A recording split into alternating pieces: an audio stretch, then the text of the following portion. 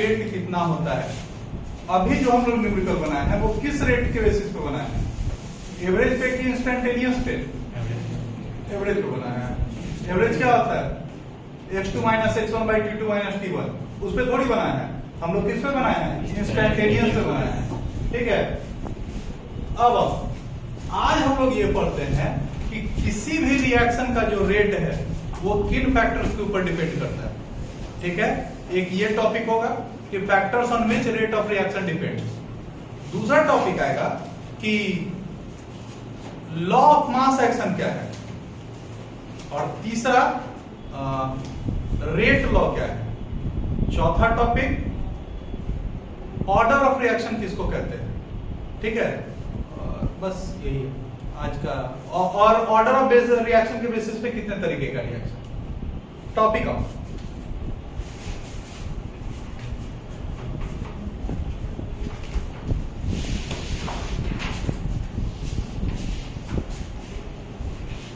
Topic क्या है?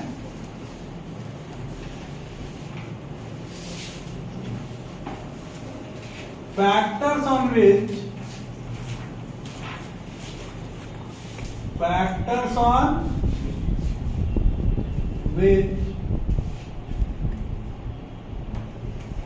rate of a reaction depends। किन फैक्टर्स के ऊपर रिएक्शन का रेट डिपेंड करता है? रिएक्शन का रेट 6 फैक्टर के ऊपर डिपेंड करता है। रिएक्शन का रेट 6 फैक्टर्स के ऊपर डिपेंड करता है। Rate of a reaction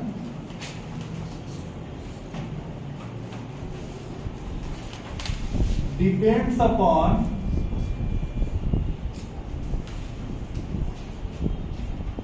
following factors.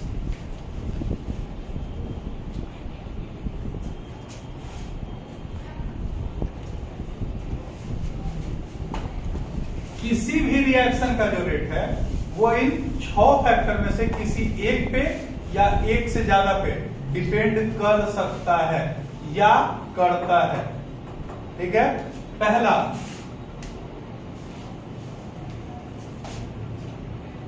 Concentration of reactant. Concentration of reactant.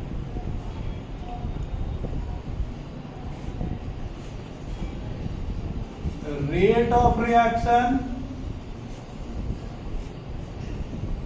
is directly proportional to concentration of reactants। इसका क्या मतलब हुआ कि अगर किसी रिएक्शन का किसी रिएक्टेंट का कंसंट्रेशन ज्यादा है तो उसके रिएक्शन का रेट ज्यादा होगा। किसके कंपैरिजन में? एक ऐसा रिएक्टेंट जिसका कंसंट्रेशन कम है। कंडीशन क्या होना चाहिए कि इसमें रिएक्टेंट चेंज नहीं करना चाहिए। ऐसा नहीं कि इधर सोडियम हाइड्रोक्साइड है उधर पोटेशियम हाइड्रोक्साइड ले लें तो फिर ये फंक्शन नहीं करेगा। रिएक्टेंट क्या होना चाहिए? सेम होना चाहिए।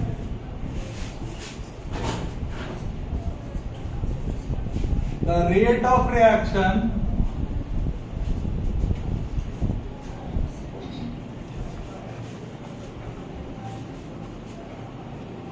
increases with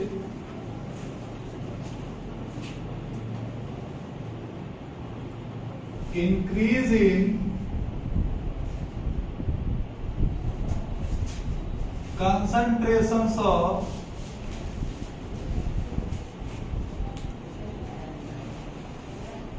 reactants।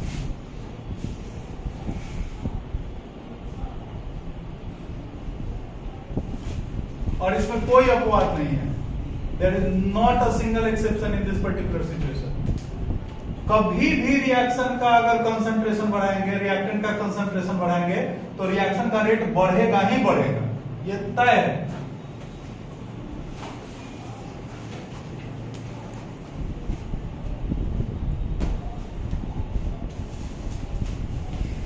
मान लीजिए कि 2 कंटेनर है,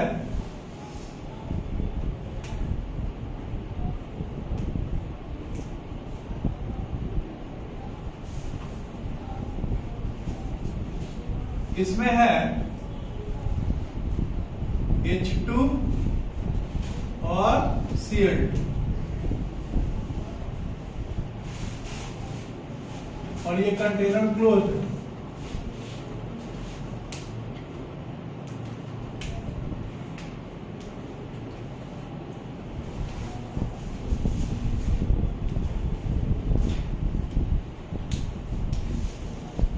इसमें है हाइड्रोजन 10 ATM और क्लोरीन है 5 ATM। क्लोरीन भी रख लो 10 ATM। और इसमें हाइड्रोजन है 20 ATM और क्लोरीन भी है 20 ATM। क्योंकि गैस है और गैस का कंसंट्रेशन किसके ऊपर डिपेंड करता है? उसके प्रेशर के ऊपर। जितना ज्यादा गैस उतना ज्यादा प्रेशर अप्लाई करेगा। तो बताइए कि किस रिएक्शन का कंसंट्रेशन ज्यादा होगा या किस रिएक्टेंट का कंसंट्रेशन ज्यादा होगा और किसका रेट ज्यादा होगा? अगर इसको A से रिप्रेजेंट करते हैं और इसको B से, B का कंसंट्रेशन A से ज्यादा है तो B का रिएक्शन रेट A के रिएक्शन रेट से ज्यादा होगा। कारण समझिएगा। एक टॉपिक आता है जिसको हम लोग बोलते हैं collision frequency, collision theory. Collision theory ये कहता है कि जब तक रिएक्टेंट के पार्टिकल्स आपस में टकराएंगे नहीं तब तक प्रोडक्ट नहीं बनेगा। इसके पास जितना पार्टिकल होगा उसका डबल पार्टिकल इधर होगा, नहीं होगा। जब नंबर ऑफ पार्टिकल्स इधर डबल तो रिएक्टेंट्स के टकराने का रेट क्या होगा? डबल। और जब रिएक्टेंट डबल रेट से टकराएगा तो प्रोडक्ट भी डबल रेट से फॉर्म होगा। इसीलिए इधर इस रिएक्शन का रेट क्या होगा? ज्यादा होगा। किससे? इस रिएक्शन से। ठीक है। दूसरा, temperature.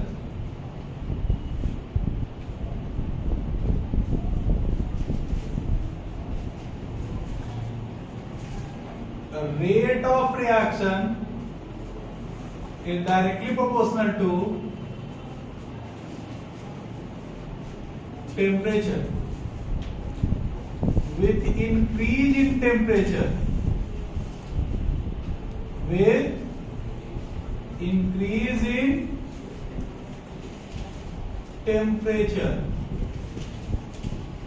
the rate of a reaction increases and vice versa.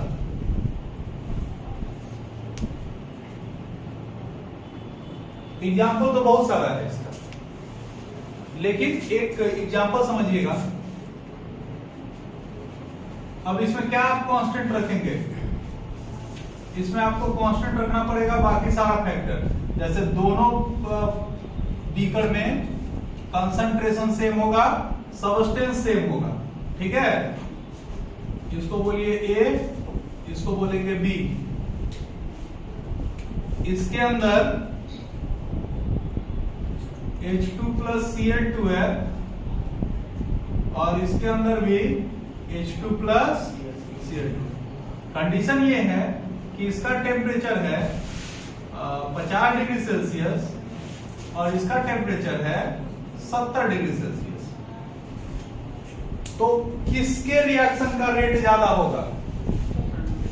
70 degree वाले सेल्सियस, 70 डिग्री सेल्सियस वाले का रेट ऑफ रिएक्शन ज्यादा होगा। क्यों? एक टॉपिक आता है आपको पढ़ना होगा, कौन सा? Threshold energy. क्या पढ़ना है आपको?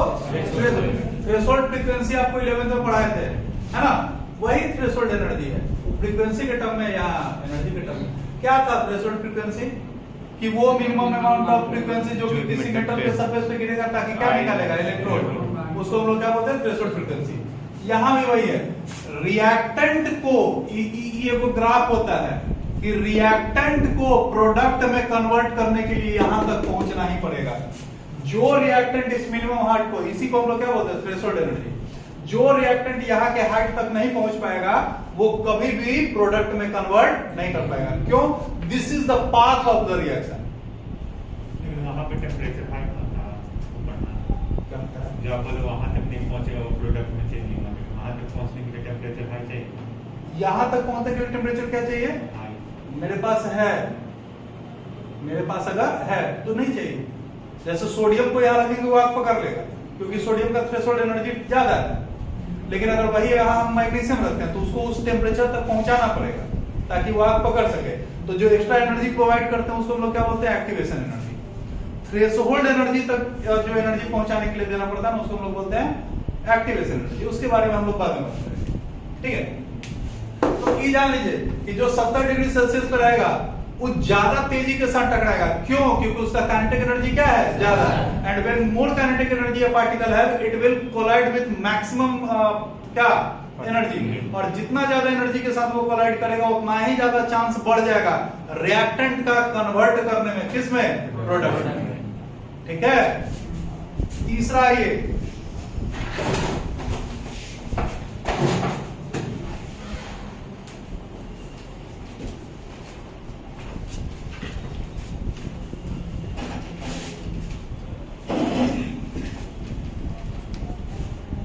Surface area.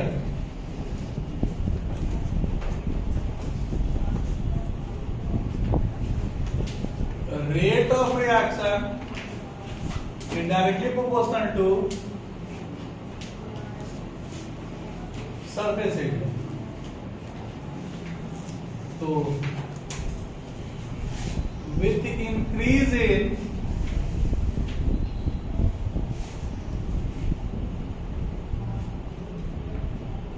surface area, rate of reaction increases and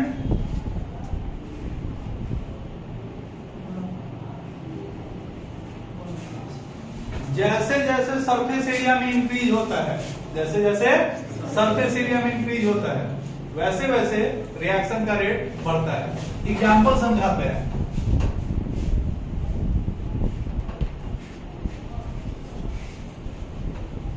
ये रिएक्शन हालांकि ओपन कंटेनर में नहीं किया जाता है, ये रिएक्शन जब भी किया जाएगा तो क्लोज कंटेनर में किया जाएगा। करना क्या है,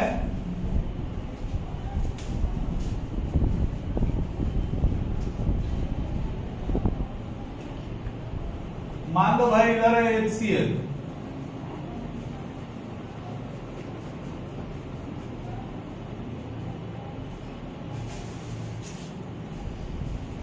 डाइल्यूट है,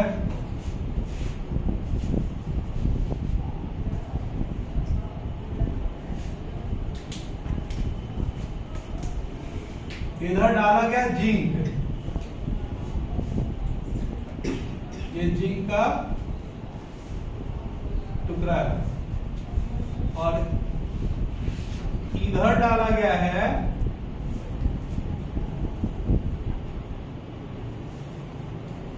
जिंक, लेकिन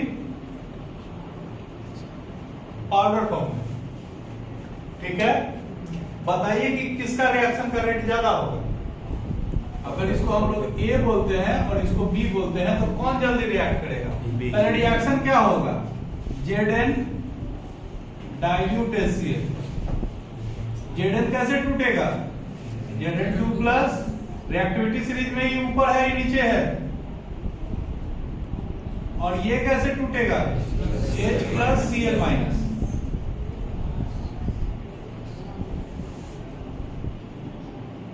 Zn प्लस और Cl माइनस, ZnCl2 और साथ में हाइड्रोजन। तो किस केस में हाइड्रोजन ज्यादा बनेगा? कारण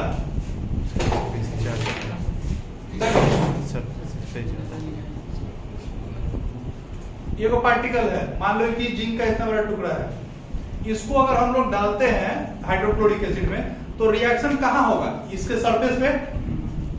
अब हुआ क्या, बहुत बढ़िया,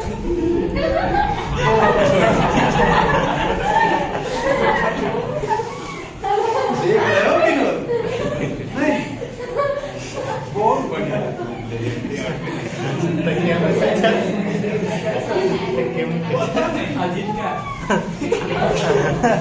तुम लगता है चलो देखो पहले किस फॉर्म में था?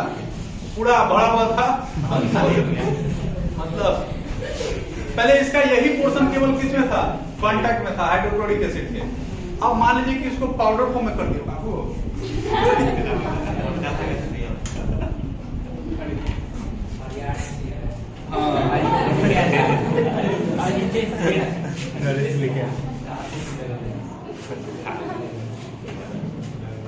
अब मान लीजिए कि इसको पाउडर फॉर्म में कर दिए, तो पाउडर फॉर्म में करेंगे तो इसका सरफेस एरिया क्या हो गया? बढ़ गया। तब इधर से भी रिएक्ट कर सकता है, इधर से भी रिएक्ट कर सकता है, तो रिएक्शन का रेट क्या हो जाएगा? बढ़ जाएगा, नहीं हो जाएगा? तो क्या होता है कि जब जब हम लोग क्या बढ़ाते हैं, रिएक्टेंट का सरफेस एरिया बढ़ाते हैं, रिएक्शन का रेट क्या हो जाता है? बढ़ जाता है। ठीक है। चौथा,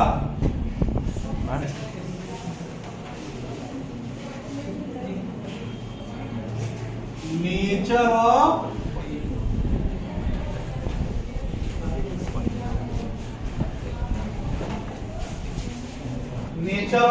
रिएक्टेंट। ये किसी भी चीज के ऊपर डिपेंड नहीं करता, ये नेचर ही है।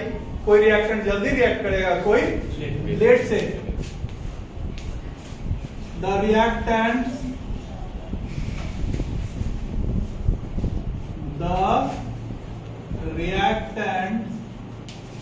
having greater reactivity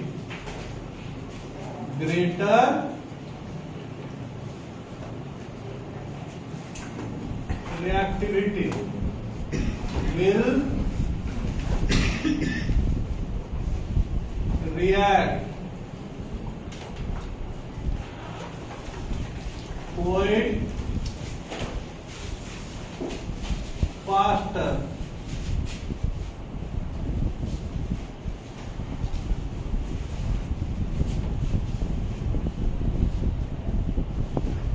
in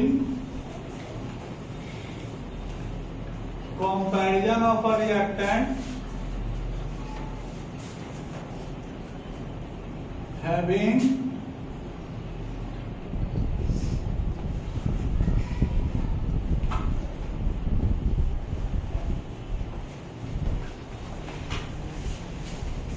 वैसे रिएक्टेंट जिनका रिएक्टिविटी ज्यादा होगा, जल्दी रिएक्ट करेगा तो उसके रिएक्शन का रेट क्या होगा? ज्यादा होगा।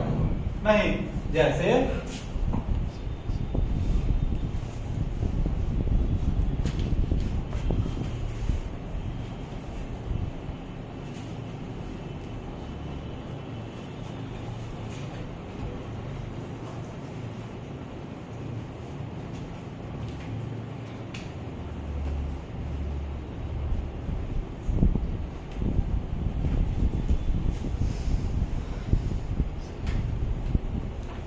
इधर डाइल्यूट HCl है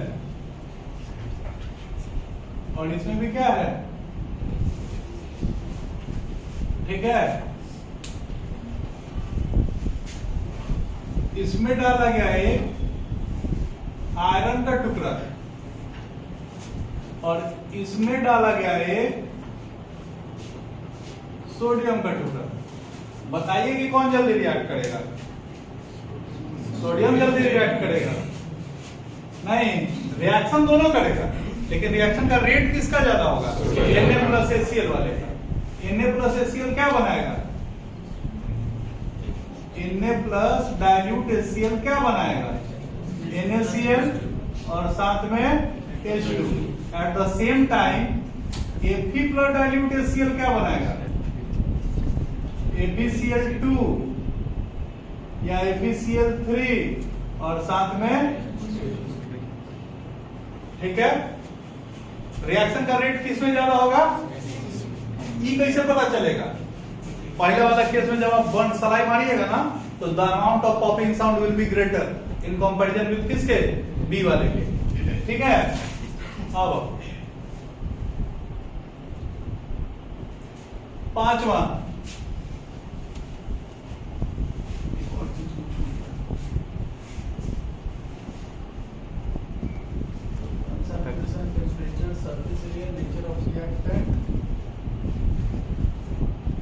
कैटलिस्ट।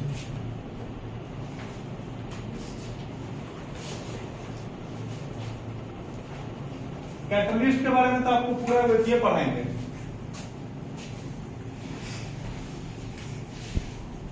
भाई तुम लोग जान ले लोगे अभी तक, मर जाओगे कभी। इतना उमस है ना।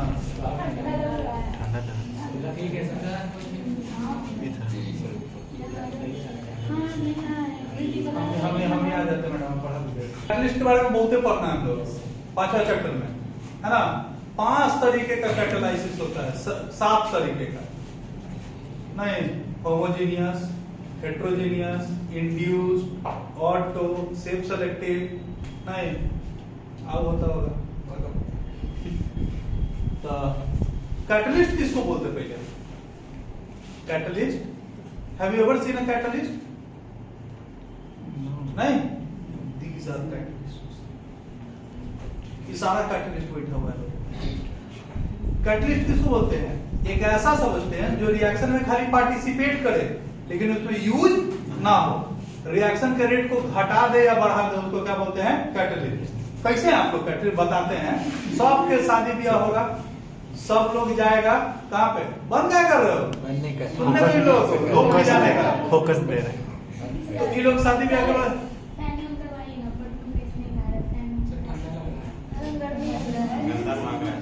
मैंने पता यार मैं इस हम ये बोल रहे हैं कि कल के डेट में इन लोग का शादी होगा, they get attach to different reactants. ये लोग कभी लड़ाई झगड़ा नहीं करता है। दो गोती में मारा बदम छोटा छोटा बोल कभी हुआ है, शायद कभी होता होगा। दूगो भाई के ये लोग लड़वाती है नहीं, तो दूगो रिएक्टेंट लड़ गया नहीं, आई लोग का चाहिए कैटलिस्ट। खाली लोग का काम है कान भरना, है ना। लड़े नहीं जाएगा आप लोग, they only participate in reaction.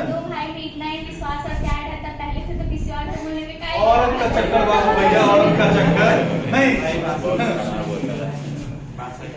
ठीक है। तुम समझे? तुम नहीं समझे, नहीं समझिएगा। आप कैसे समझे? आप तो खुद ही करवाइएगा। आप कैसे समझिएगा? बात सही है झूठ दाढ़ी पक गया भाई, अब झूठ थोड़ी बोलेंगे। अब तो मरने का एज हो गया। आप अभी खाली मेरा ही हुआ है, अभी 2 का आना बाकी है। नहीं, वेन 3 टिकट महा विकट चल वो होगा, झगड़ा तो होना ही है, तय है। मन से होगा। हाँ, हम ये भी देखें।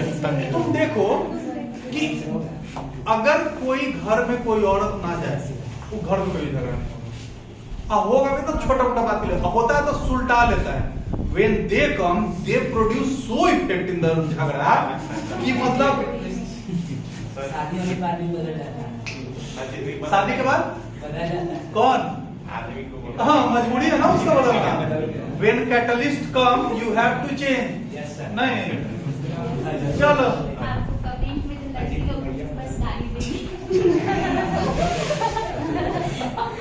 कैटलिस्ट। सही बोलने वाले को अक्सर चुप कराया जाता है। इसके बारे में 5th चैप्टर में बहुत अच्छा पढ़ना है। और 4th चैप्टर में भी एक टॉपिक आया है, कैटलिस्ट कैसे रिएक्शन के रेट को घटाता बढ़ाता है। ये पाथ को ही चेंज कर देता है। ये लोग बातें को चेंज कर देगा, बात चेंज पाथ चेंज नहीं। इतना छोटी का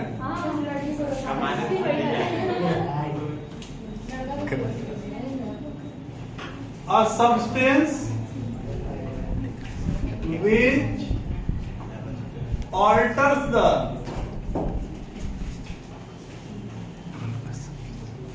rate of reaction। ऐसा नहीं कि पार्टिसिपेट नहीं करा, पार्टिसिपेट करना है, यूज नहीं होना है। Without being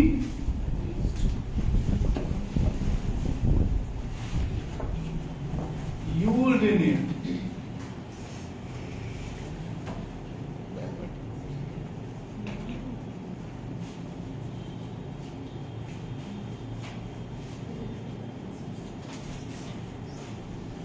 example, N2 plus H2 platinum catalyst के प्रेजेंस में NH3 में बदलता है। ये अगर प्लैटिनम ना हो तो ये रिएक्शन बहुत देर में होगा। प्लेटिनम होने के चलते ये रिएक्शन क्या हो जाता है, बहुत जल्दी हो जाता है। ये कैसा रिएक्शन है, हेट्रोजीनियस कैटालाइसिस का रिएक्शन है। ये सब 5th चैप्टर में पढ़ना है। क्या है ये, एक्चुअली अरेंज मैरिज है। ये क्या है, हाँ बताएंगे कैसे अरेंज मैरिज है, वो आगे बताएंगे। हाँ प्लेटिनम हुआ है, बिल्कुल सही सही बात, ये प्लेटिनम हुआ है, ठीक है। इसको कोई ज्यादा एक्सपीरियंस नहीं समझे।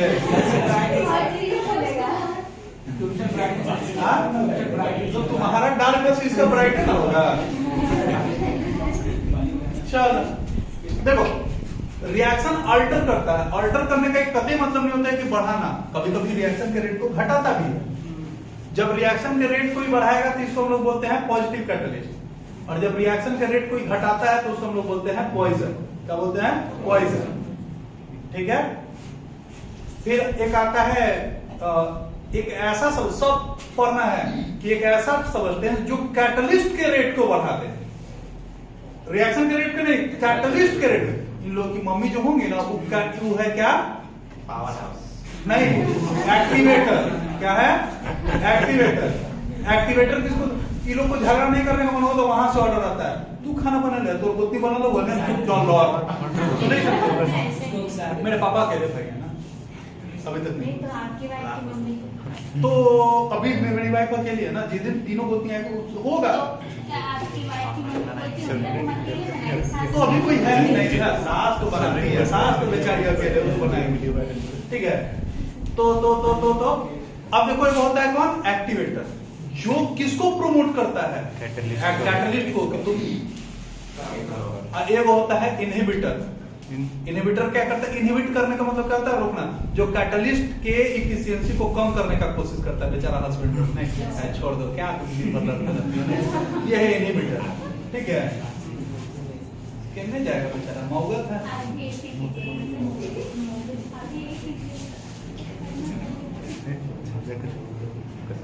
छठा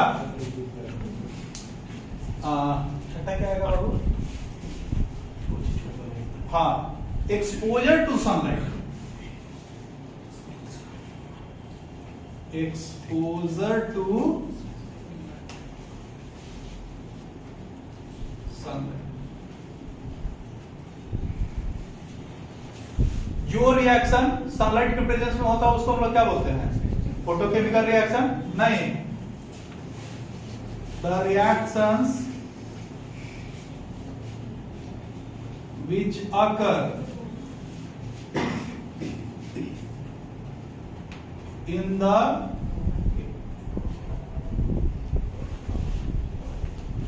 presence of sunlight is known as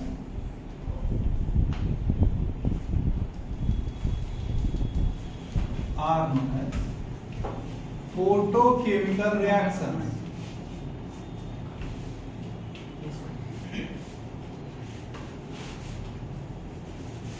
वैसे रिएक्शन जो किसके प्रेजेंस में होते हैं, सनलाइट के प्रेजेंस में होता है, उसको हम लोग क्या बोलते हैं, फोटोकेमिकल रिएक्शन। और कोई एक ऐसा रिएक्शन जो नहीं हो रहा है, जो सूरज में होना, सूरज की रोशनी में होना चाहिए, सूरज की रोशनी नहीं रहेगा तो नहीं होगा, सीधी सी बात है। जैसे फोटोसिंथेसिस।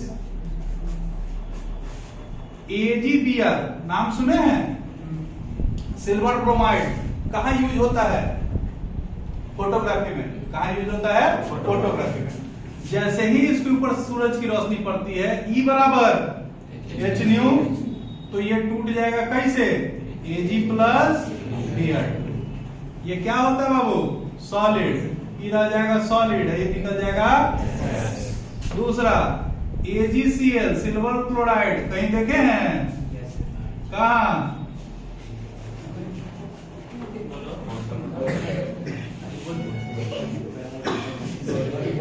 नहीं देखे हो, कहा,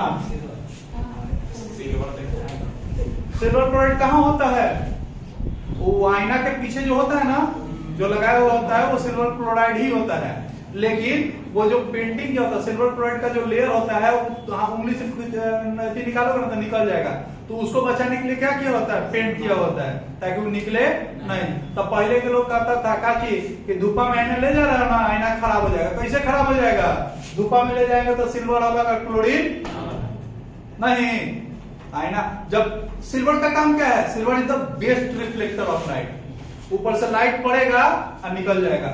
जब क्लोरीन नहीं रहेगा तो सिल्वर झड़ के नीचे क्या हो जाएगा, फिर आईना रिफ्लेक्ट नहीं करेगा। पुराना वाला आईना में देखोगे पैच नजर आता है, बढ़िया धर्म नजर नहीं आता है, क्या है,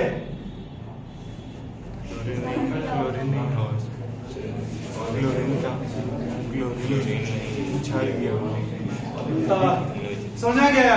तो 5-6 टॉपिक के 5-6 फैक्टर्स के ऊपर डिपेंड करता है क्या, rate of reaction.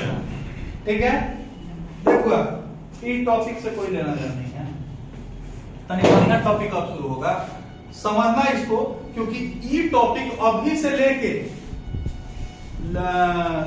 Law of mass action पहले देखो खुद अपना टॉपिक है, फिर दूसरा एक टॉपिक आता है रेट लॉ।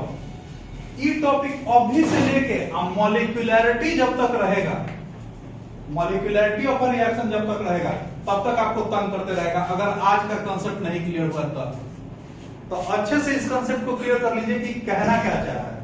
ठीक है, टॉपिक आइए, टॉपिक क्या है, लॉ ऑफ मास एक्शन। ये आपके एनसीईआरटी में शायद नहीं पढ़ाया है, शायद हम बुक देखे नहीं है,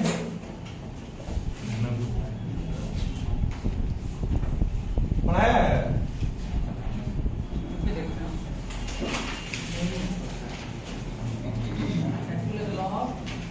मास एक्शन।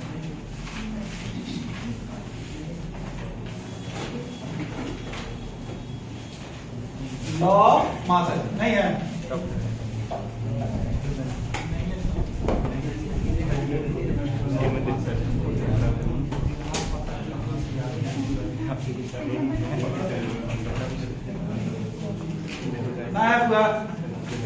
नहीं है, सीधे रेट लॉ पढ़ा है, और वो 80 में पढ़ा है जिसे कर बाराती लगाना था। नहीं सर,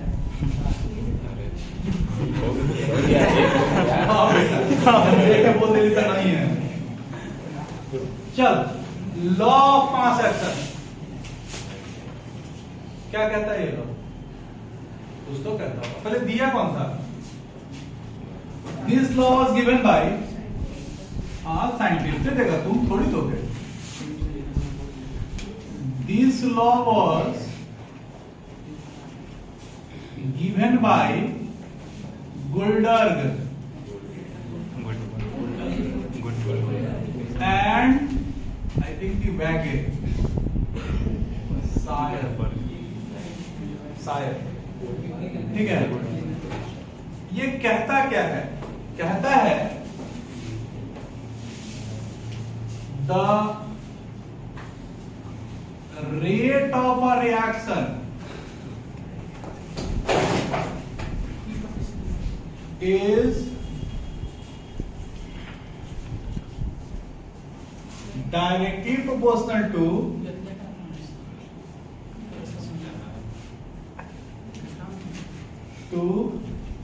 the हटाने के लिए बोल गर्दन इधर थोड़ा मूवेबल कर देना है, product of molar concentration of reactant raised to their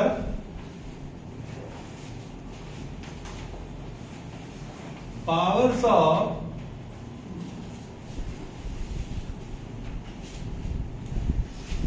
stoichiometric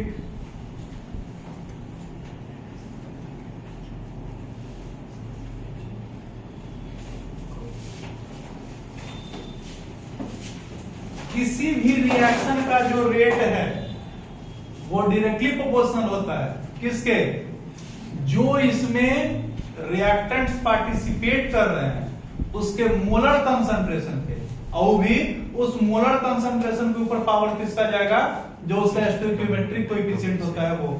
पिछले क्लास में स्टोइकियोमेट्रिक कोएफिशिएंट बताए थे, किसके बाद क्या बताए थे स्टोइकियोमेट्रिक कोएफिशिएंट?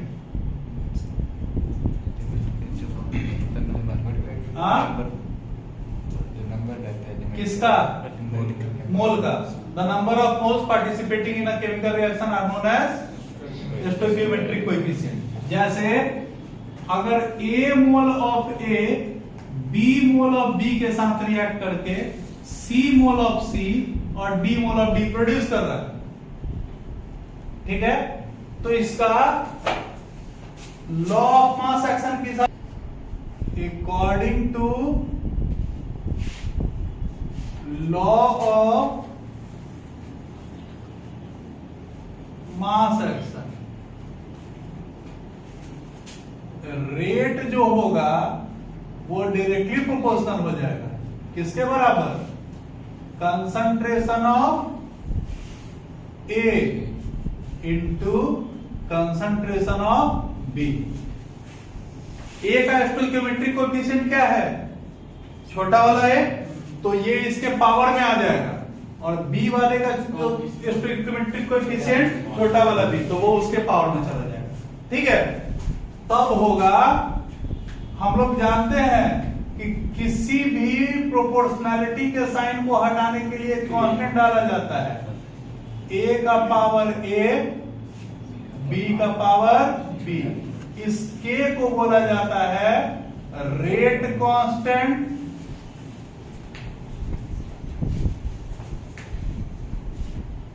या वेलोसिटी कांस्टेंट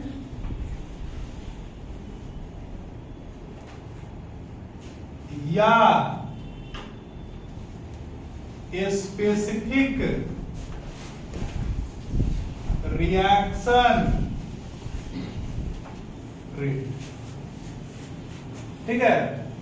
के का क्या नाम, क्या के को क्या बोलते हैं, रेट कांस्टेंट। खाली इसको को याद रखो, रेट कांस्टेंट। रेट कांस्टेंट क्या होता है,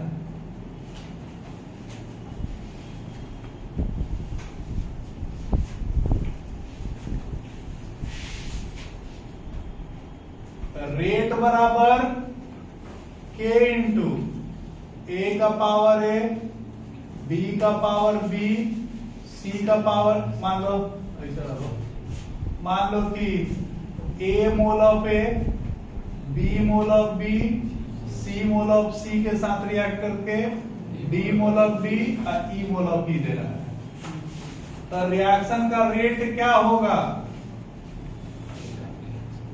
K A का पावर A, B का पावर B, C का पावर C। अगर कंसंट्रेशन ऑफ A है 1 मोल पर लीटर, कंसंट्रेशन ऑफ B है 1 मोल पर लीटर, और कंसंट्रेशन ऑफ C है 1 मोल पर लीटर, तो रेट बराबर क्या हो जाएगा, 1 का पावर A, 1 का पावर B, 1 का पावर C, और 1 का पावर कुछ करेंगे वो क्या आएगा, 1 ही आएगा, तो रेट बराबर क्या हो जाना है, K के बराबर। यानी रेट कांस्टेंट किसको बोलते हैं, the rate of a reaction when concentration of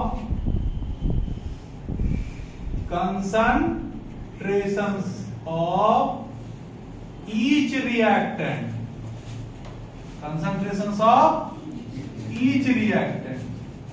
is equal to 1 mole per liter is known as क्या,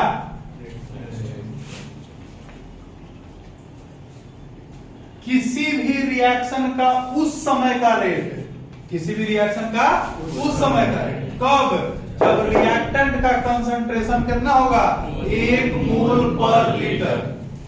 तो उस समय जो रिएक्शन का रेट होगा उसी को हम लोग क्या बोलेंगे, रेट कांस्टेंट। आता के ऊपर से जा रहा है ना, पता नहीं आप किससे झूठ बोलती है, हमको समझ में नहीं आता। क्या हुआ विशाल, नहीं भी जा रहा है?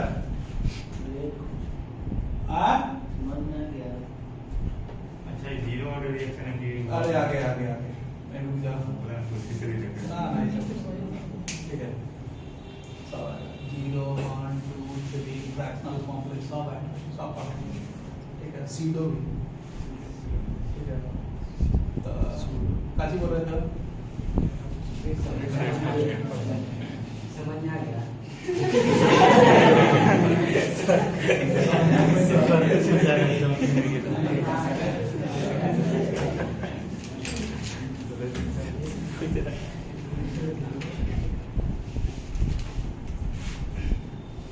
इसमें 4 बच्चे ऐसा बैठा हुआ है ना, 4 लोग, जिसको 2 बच्चा ऐसा बैठा हुआ है जिसको 50% समझ में आया, और 2 बच्चा ऐसा बैठा हुआ है जिसको कुछ समझ में नहीं। 3 लोग नाम ले रहे हैं,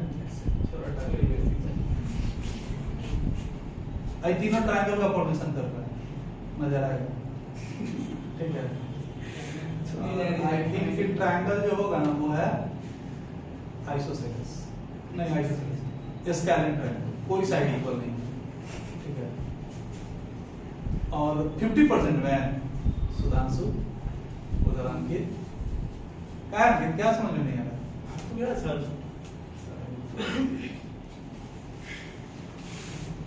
अकॉर्डिंग टू साइकोलॉजी, अगर आप किसी चीज पे ज्यादा ध्यान लगा रहे हैं इसका मतलब कि आपको चीज समझ में नहीं आ रहा है। विशाल, इधर राधा, इधर राकेश, गारंटी। तो बोलो, हम अलग से नहीं पूछेंगे, इसी में से पूछेंगे ना। आपको हमको नीचे दिखाने का कोई शौक नहीं, कुछ रोक नहीं दिए, अरे बेसमान पीछे रिएक्टेंट इज इक्वल टू 1 मोल पर लीटर। अगर हर रिएक्टेंट का कंसंट्रेशन कितना हो जाए, 1 मोल पर लीटर, तो उस समय जो रिएक्शन का रेट होगा उसी रिएक्शन के रेट को हम लोग क्या बोलेंगे, रेट कांस्टेंट। समझ रहा है? चलो, इस ABC को क्या बोला जाता है, स्टोइकियोमेट्रिक कोएफिशिएंट। ABC को क्या बोला जाता है, स्टोइकियोमेट्रिक कोएफिशिएंट, ठीक है। देखो हुआ क्या कि जब रिएक्शन का रेट लिखा जाने लगा, ठीक है, ये प्योरली थ्योरेटिकल है, it is a theoretical system, इसके ऊपर कोई एक्सपेरिमेंट नहीं किया गया। तो जब रिएक्शन का रेट लिखा जाने लगा तो आने लगा दिक्कत। एग्जाम्पल समझाते हैं, दिख रहा है मुस्कान? टॉपिक क्या है, NO2 plus F2, NO2F, reaction है। रिएक्शन का रेट जब भी लिखिए तो रिएक्शन को पहले क्या करना पड़ेगा,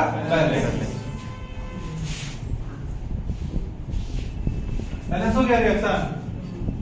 तो रिएक्शन का अगर रेट लिखना है, रिएक्शन का तब क्या लिखोगे, कि NO2 का पावर 2 और F2 का पावर 1 नहीं लिखेंगे, एक गलती है, ये क्या है, गलत है। अरे इसमें तुम मत सोचो, सच में ऐसे जो बताए हैं उसके हिसाब से गलत है। यहां पावर आना चाहिए, पावर लिखा है, इसका पावर 1 है, पावर लिखा है। एक्चुअली अकॉर्डिंग टू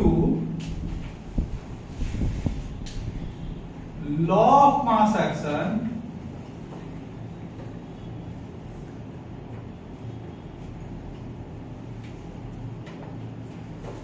रेट बराबर होगा बाबू के NO2 का पावर 2 और F2 का पावर 1। ये गलत है, ठीक है।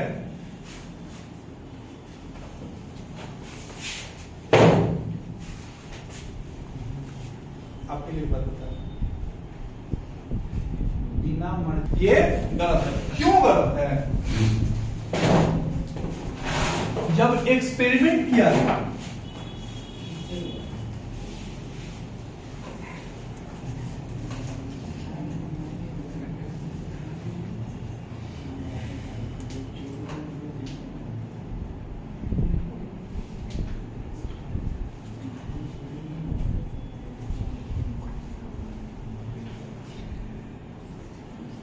NO2 का पावर कितना 1 और F2 का पावर कितना 1।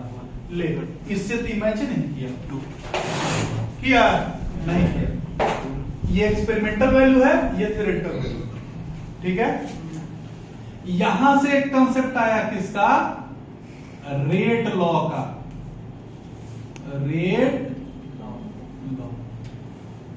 रेट लॉ क्या कहता है, the rate of a reaction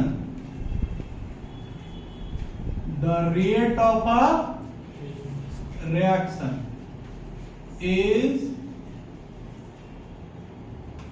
directly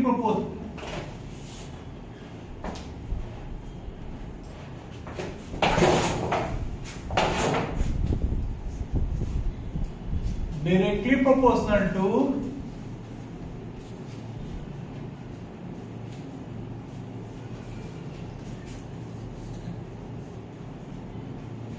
product of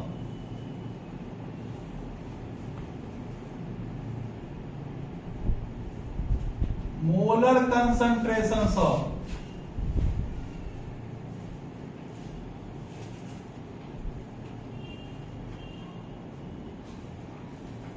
reactants raised to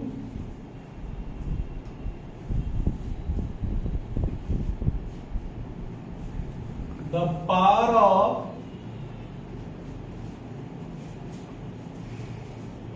their actual coefficients,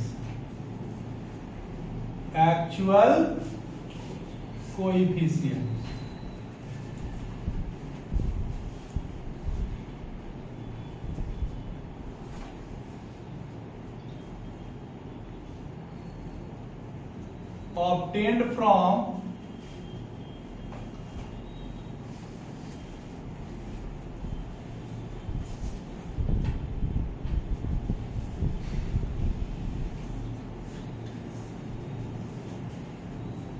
experimental values.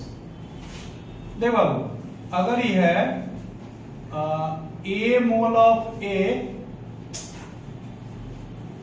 Mole of A, B mole of B react करके क्या दे रहा है, C mole of C and D mole of D।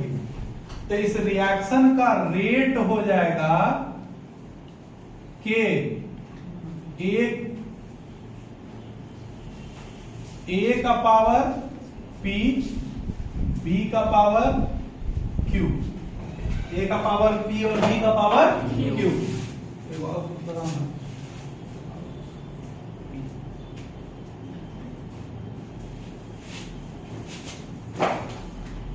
C mole of C, B mole of B, I mole of B, तो अब plus C का power R,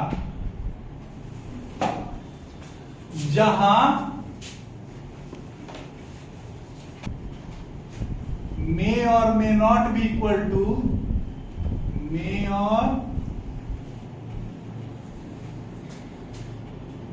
not be equal to P Q R. Condition समझो, कह रहा है कि इधर कहां था पावर ए बी सी, इधर क्या आया पी क्यू आर। बोला कि A B C P Q R के बराबर हो भी सकता है, नहीं भी हो सकता है। कब होगा कब नहीं होगा, इसके बेसिस पे दो तरीके का रिएक्शन आता है। एक आता है एलिमेंट्री रिएक्शन और एक आता है multi step reaction. Elementary reaction किसको बोलते हैं, एक ऐसा रिएक्शन जो एक के बार में रिएक्ट करे और खत्म हो जाए, ठीक है। इसको सिंगल स्टेप रिएक्शन भी कहते हैं। तो सिंगल स्टेप रिएक्शन के लिए चाहे रेट लॉ लिखिए या लॉ ऑफ मास एक्शन लिखिए, कोई दिक्कत नहीं है। लेकिन अगर मल्टीपल स्टेप रिएक्शन है तो अगर उसका रेट लॉ लिखिएगा और ये लिखिएगा, दोनों में क्या आ जाएगा, अंतर आ जाएगा। क्या आ जाएगा? अंतर है। काहे अंतर आ जाएगा इसको समझिए। इस रिएक्शन को हम लोग मान रहे थे कि ये सिंगल स्टेप रिएक्शन है। कैसा रिएक्शन है? तो इसका रेट हम लोग लिख दिए, लेकिन ये सिंगल स्टेप रिएक्शन नहीं है। ये कैसा रिएक्शन है? मल्टीपल स्टेप रिएक्शन है। एग्जांपल देते हैं, NO2 प्लस F2, ये जो NO2F है ये कैसा रिएक्शन है? मल्टीपल स्टेप रिएक्शन है। कैसे? स्टेप 1, स्टेप समझिएगा, ये जो NO2 है ये F2 के साथ रिएक्ट करके NO2F और साथ में एगो F प्रोड्यूस करेगा। ठीक है? स्टेप 2, ये जो NO2 है ये F के साथ रिएक्ट करके क्या बनेगा? NO2F। रिएक्शन को जोड़िए, NO2 2NO2 plus F2 plus NO2F 2NO2 अब प्लस F से F क्या हो गया? 2NO2 plus F2 2NO2। ठीक है? ये रिएक्शन जो दो स्टेप में हुआ है, इसमें एक स्टेप स्लो है, वो स्टेप फास्ट है। ये जो ऊपर वाला स्टेप है ये क्या है? स्लो है, और नीचे वाला जो स्टेप है वो क्या है? फास्ट। रिएक्शन का रेट कभी भी फास्ट स्टेप के ऊपर डिपेंड नहीं करता है। रिएक्शन का रेट जब भी डिपेंड करता है तो स्लो स्टेप के ऊपर डिपेंड करता है। ठीक है? अगर इसका रेट अब लिखोगे रे बाबू, तो रेट क्या लिखाएगा? के NO2 का पावर कितना? 1 और F2 का पावर कितना? 1। इसी के हिसाब से लिखोगे ना। ये हो गया रिएक्टेंट, NO2 का पावर 1 और F2 का पावर। कैसा स्टेप का रिएक्शन था? सिंगल स्टेप का, मल्टीपल स्टेप का। हम लोग लिख किसके हिसाब से रहते हैं? सिंगल स्टेप से। गलती आगे ना करेगा। तो यहां से एक बात समझ में आता है, रेट डिटरमाइनिंग स्टेप। क्या आता है? Rate determining step. Rate determining step.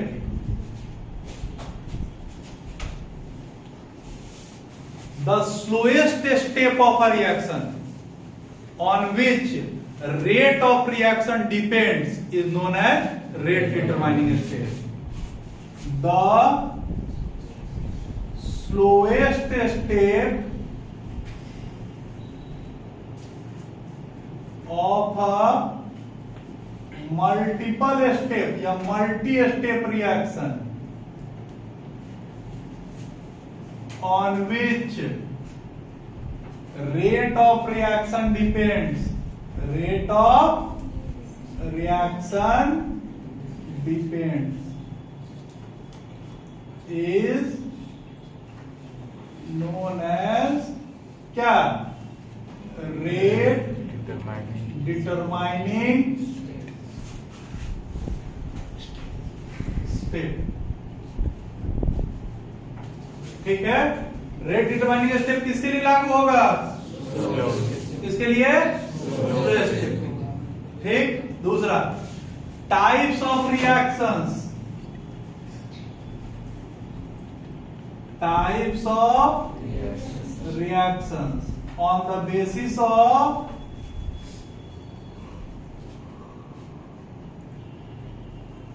Step.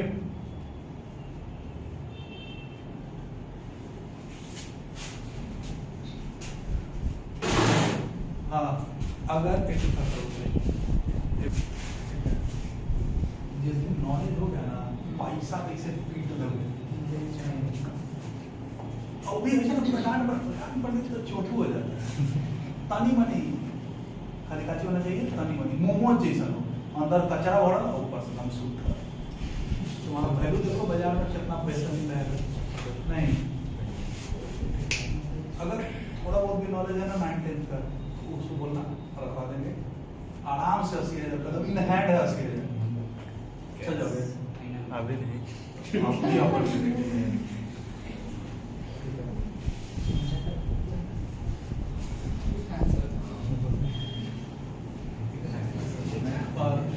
भ्रम में मत रहिएगा और इस भ्रम में मत रहिएगा कि काम भी कर लिए, ठीक है, और कुछ हुआ भी नहीं, कायरा पढ़ लिए कुछ।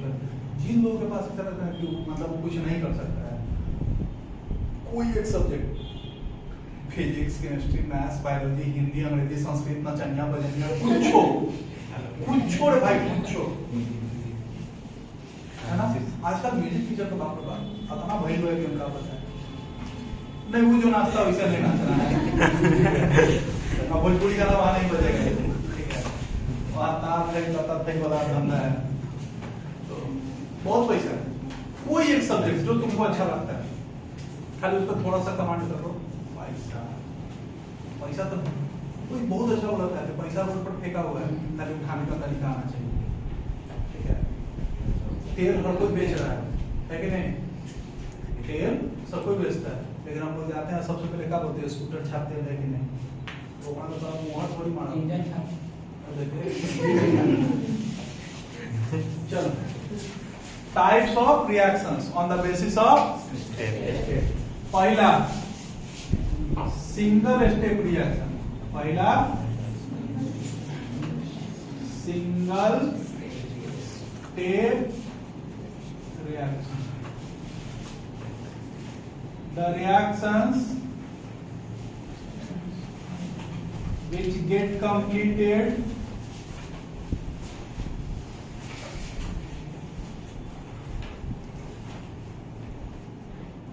in one step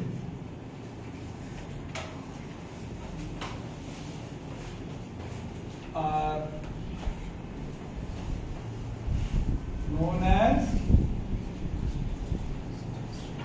single step reaction or elementary reaction, इनको हम लोग और क्या बोलते हैं, और ऐसे रिएक्शन के लिए लॉ ऑफ मास एक्शन और रेट लॉ दोनों क्या होता है, सेम होता है। Rate law and law of mass action, law of mass action are same for these reactions। काहे सेम होगा रे भाई, क्योंकि इसमें स्लो और फास्ट का कोई लोचा नहीं है, तो दोनों क्या होगा, बराबर। ये दिक्कत कहां हो रहा है, जहां स्लो और फास्ट का लोचा है, क्योंकि रिएक्शन का रेट फास्ट पे लिखाएगा नहीं, अब फास्ट का स्लो जब आएगा तो फिर कैसा रिएक्शन आएगा, वो मल्टीपल स्टेप रिएक्शन आएगा।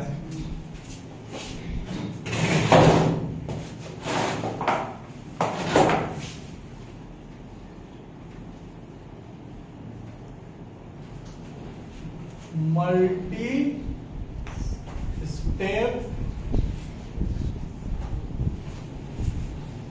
reactions,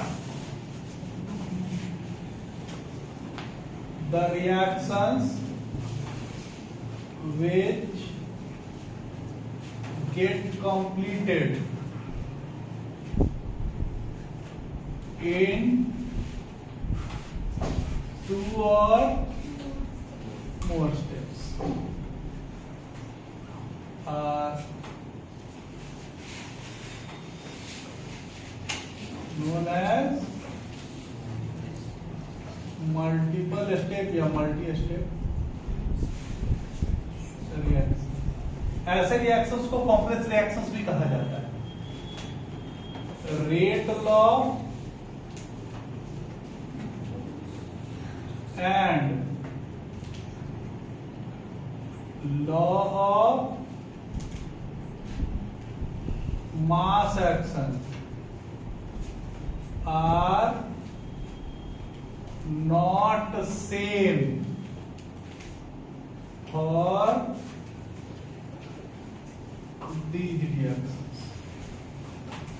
ठीक है, आधा घंटा बेसिक चलेगा, आधा घंटा बेसिक चलेगा। आपसे यही तक बोल रहा हूँ। अब एक बाद ऑर्डर